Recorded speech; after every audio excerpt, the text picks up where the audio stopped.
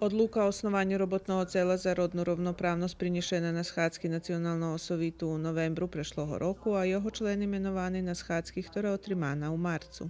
Členi robotného cela z našich mestoch, dosť v mladších rokoch, to tí takí boli predložení, ktorí ambiciózni, ktorí majú dzeku robiť, ktorí sa ešte nachádzajú v tých takých krúhoch, kde by mohli dopriniesť so svojím angažovaním, so svoju robotu u tej robotnej grupy. Ženy bez ohľadu na dajaky prepisanja i pravila, že ih u političnim živote muši buď trecina, že to tí cela pomohnju, že by še ženi z nacionalnih menšinoh vecej vidjeli, že by boli vidljivši u javnosti.